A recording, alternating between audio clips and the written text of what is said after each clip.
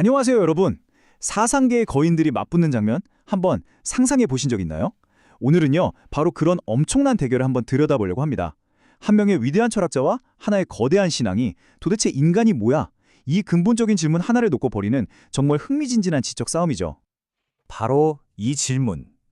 이게 오늘 우리가 나눌 모든 이야기의 핵심입니다. 당신은 누구인가? 신이 만든 특별한 존재인가? 아니면 거대한 역사를 이끌어가는 정신 그 자체인가? 이 두 가지 거대한 이야기가 우리 세계를 어떻게 만들었는지 지금부터 한번 파헤쳐 보겠습니다. 오늘 우리가 함께 갈 길은 이렇습니다.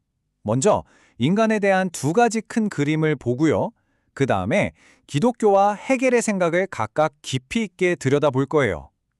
그리고 이 둘이 어디서 꽝 하고 부딪히는지, 또 기독교는 여기에 어떻게 맞서는지 살펴본 다음에 이 모든 논쟁이 결국 우리에게 어떤 의미인지 정리하면서 마무리하겠습니다. 자, 나는 누구인가? 라는 질문에 대한 아주 강력한 두 개의 답이 있습니다. 하나는 수천 년 동안 서구 문명을 떠받쳐온 전통 기독교의 대답이고요.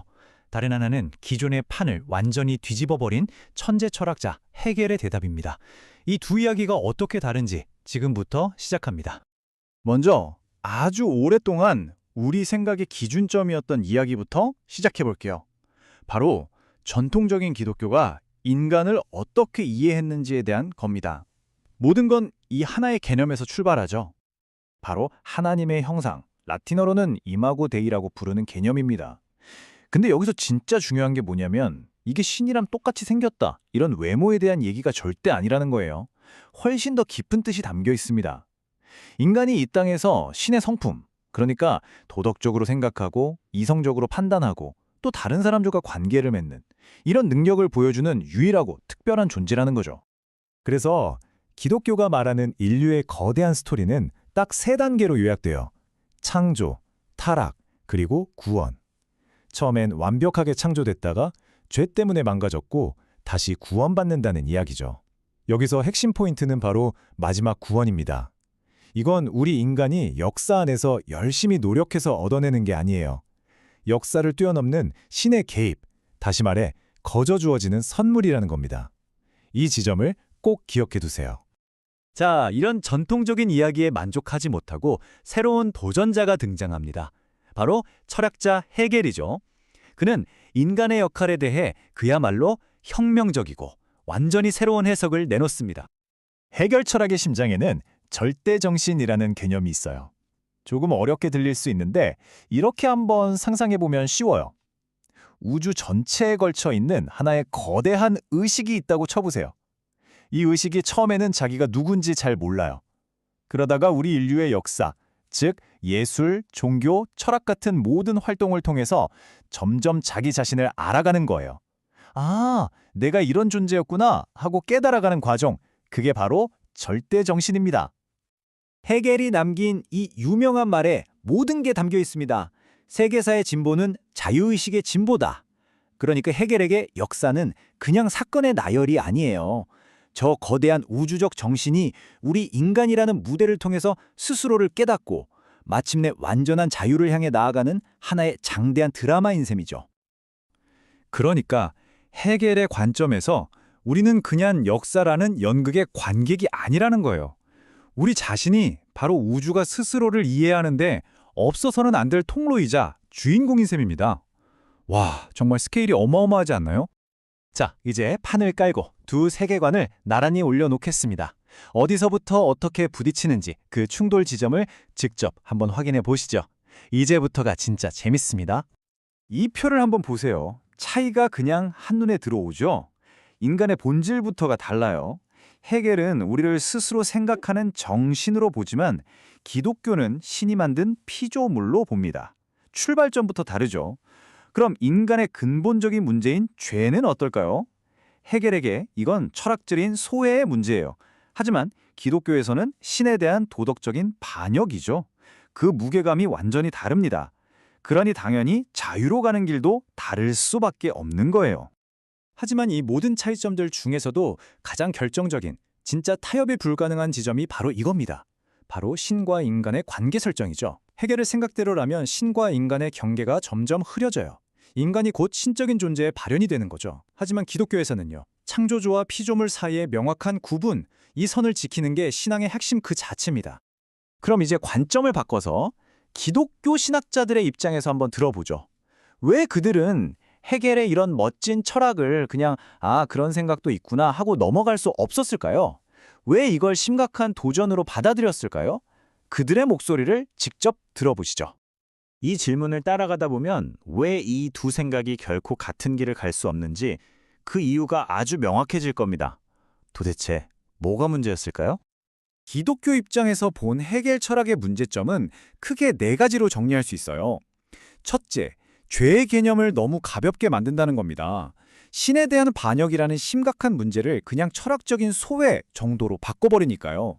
둘째, 구원의 의미를 바꿔버립니다. 아까 구원은 신이 주는 선물이라고 했죠? 근데 헤겔식으로 보면 이건 그냥 인간 정신이 발전하는 과정이 되어버려요. 셋째, 이게 가장 위험한데 신과 인간을 거의 동일시한다는 겁니다. 이러면 창조주와 피조물이라는 기독교의 근본이 무너지죠. 마지막으로 예수 그리스도의 역할을 그저 역사 발전의 한 단계, 하나의 상징으로 축소시켜버려서 그 유일무이한 구원자로서의 의미를 없애버린다는 겁니다. 자, 이제 이 기나긴 논쟁을 한번 정리해 볼 시간입니다. 결국 우리가 오늘 본 것은 인간의 궁극적인 목적 그리고 운명에 대해 완전히 다른 두 개의 길을 보여주는 두 세계관의 충돌이었습니다. 그러니까 핵심은 이거예요. 헤겔의 철학이 아무리 기독교적인 용어를 쓰고 비슷해 보이는 구조를 가졌다고 해도 그 알맹이는 완전히 다르다는 겁니다. 인간의 문제가 뭔지, 그 해결책은 뭔지 근본부터 다시 정의해버리거든요. 결국 이 둘은 같은 운영체제에서 돌아갈 수 없는 서로 호환되지 않는 프로그램 같은 거죠. 오늘 이야기를 마무리하면서 마지막으로 이 질문을 여러분께 던지고 싶습니다. 인간의 궁극적인 완성은 과연 이 역사 속에서 우리 스스로의 힘으로 이뤄낼 수 있는 걸까요? 아니면 이 역사를 뛰어넘는 어떤 것으로부터 와야만 하는 걸까요? 어쩌면 이 질문에 대한 여러분의 대답이 바로 여러분이 누구인지를 말해주는 가장 중요한 단서가 될지도 모릅니다. 예, 마지막 프레젠테이션까지 잘 들어봤네요. 그러게요. 헤겔이 바라보는 인간에 대한 관점, 인간 존재의 목적, 의미과 전통적인 기독교의 관점이 분명한 차이가 있죠. 헤겔은 우주가 본질적으로 정신이며 의식이라고 해야 되겠죠. 의식이며 그것이 이제 변증법적인 과정을 통해서 자기의식과 정신과 절대정신으로 발전해가는 그런 역사의 발전 속에 있다. 역사 발전의 과정 속에서 절대정신이 발전해가는 그런 모습이다. 그게 이제 실제의 본질이고 그 절대정신이 자기를 의식하면서 발전해 가기 위해서는 그 절대정신이 만들어낸 그 역사의 발전 단계에서 생겨난 인간과의 상호 인정이라고 해야 될까요? 상호 인식하는. 그러니까 절대정신은 인간을 통해서 자기를 보게 되고 인간은 그런 절대정신의 발전을 통해서 자기를 인식하고 발전해 가게 되고 이런 식의 생각인 거죠. 그러다 보면 이제 인간은 자유로운 정신으로 발전해 갈 수 있다. 이런 뜻인 거죠. 근데 그 모든 것들을 굉장히 기독교적인 그런 용어들을 가져다가 기독교를 새로운 이성적인 그런 본질로 이제 변화시켜서 발전된 기독교의 모습으로 쓰겠다.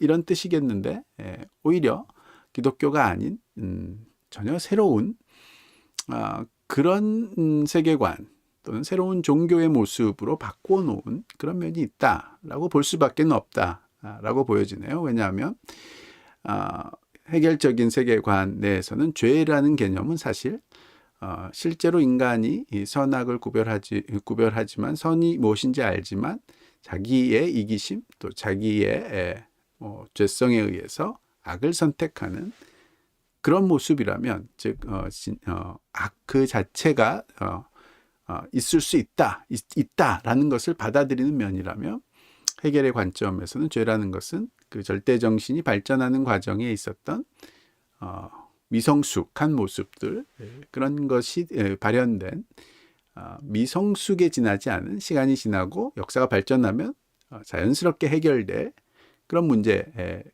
보게 되는 그런 면이 있는 거죠. 죄뿐만 아니라 이제 구원의 의미 역시 완전한 인간을 창조하시고 인간을 사랑하시는 초월적인 창조자에 의해서 그런 완전한 모습으로 이끌림을 받게 되는 그런 구원, 죄로부터 완전히 자유롭게 되는 그런 구원, 그것이 이제 역사의 종말에 있을, 역사의 마지막에 있을 핵심적인 요소다라고 바라보는 그런 기독교 세계관과는 이제 전혀 다른, 말하자면 구원이라는 것은 역사 발전의 단계 속에서 자연스럽게 이루어지는, 인간이 스스로 자기가 발전해 가면서 자기를 구원해내는 그런 모습으로 이해될 수밖에 없는 그런 면이 있겠죠. 뿐만 아니라 이제 신과 인간의 관계 자체가 절대정신이라는 신적인 요소와 절대정신의 일부인 인간의 모습 속에서, 그러니까 절대정신이 인간을 통해서 자기를 더 깊이 인식해가는 그런 발전의 모습이 된다. 이런 것이 이제 신과 인간의 관계를 모호하게 만드는 그런 범신론적인 그런 요소를 아주 깊이 갖고 있는 그런 요소가 있겠죠. 즉 창조주와 피조물을 분명하게 인식하는 기독교적인 세계관과는 이제 전혀 다른 그런 관점인 거죠. 또 구원이라는 것 역시 하나님의 사랑, 하나님의 희생과 또 죄사함으로 인한 주어지는, 하나님으로부터 주어지는 은혜의 결과로서의 구원을 기독교는 믿는다면, 해겔식 사고는 이제 그런 구원이라는 말을 똑같이 쓰지만 인간이 스스로 자기를 발전시켜서 얻어내는, 쟁취해내는 또는 만들어내는 그런 요소로 이제 생각할 수밖에 없겠죠. 그러니까 아주 중요한 요소들이 모두가 아무리 같은 비슷한 단어를 쓴다 할지라도 내용적인 면에서는 완전히 달라지는 그런 면일 수밖에 없지 않나, 그렇게 보여지네요.